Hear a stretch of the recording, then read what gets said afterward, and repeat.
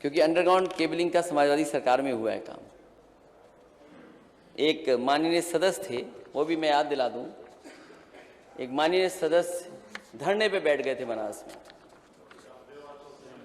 बहुत ही बुजुर्ग और बहुत ही सम्मानित माननीय सर श्यामदेव राव चौधरी जी, वो धरने पे बैठ गए। उन्होंने कहा कि 24 घंटे बिजली नहीं आएगी तो मैं धरने से नहीं उठूंगा। वहाँ के जिलाधिकारी, उन्होंने मुझे सूचना दी। मैंने कहा बहुत सम्मानित माननीय सदस्य हैं, इनको बुलाइए, मैं बात करूँगा। वो जब मिलने आए, आज हमारे बीच में नहीं हैं लालजी टंडन जी, वो भी आए थे उनके साथ। तो दोनों से मेरी बातचीत हुई और मैंने कहा क्यों आप धरने पे बैठे हैं?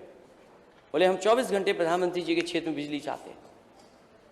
मैंने उनसे केवल एक निवेदन किया था कि अगर आप बिजली चाहते हैं तो केवल उत्तर प्रदेश का बिजली का कोटा बढ़वा दो, आज ही से प्रधानमंत्री के क्षेत्र में 24 घंटे बिजली होगी।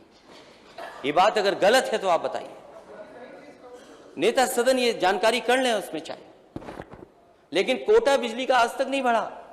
और मैं तो नेता सदन को सुझाव दूंगा, ये जो गंगा एक्सप्रेसवे बना रहे हैं, जब सरकार यूपी से बनती है दिल्ली की, तो दिल्ली वाले आपके साथ भेदभाव क्यों कर रहे हैं?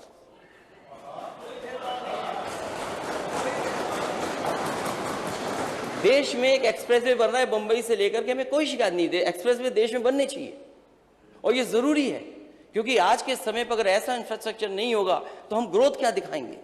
अगर हमें ग्रोथ चाहिए, नौजवानों को नौकरी चाहिए, तो शायद हमें वैसे इंफ्रास्ट्रक्चर चाहिए होगा।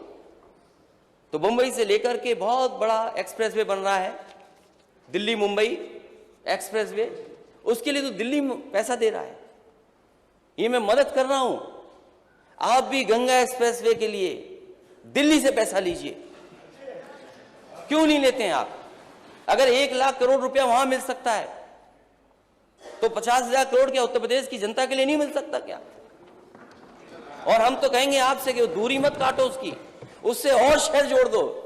और हमारे पार्लियामेंट के मंत्री जी, माननीय हमारे मंत्री जी बहुत समझदार हैं, इन्होंने एक्सप्रेसवे सीधे शाहजहांपुर ले गए और फिर लौटा के ला रहे हैं वापस।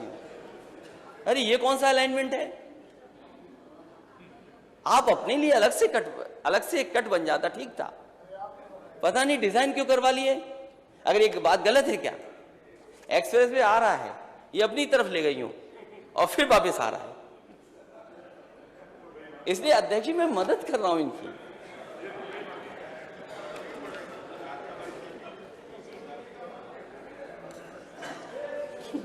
नहीं, एक बात तो गलत नहीं होगी, उसमें आपका पैसा बच जाता, मैं ये बात कह रहा हूं।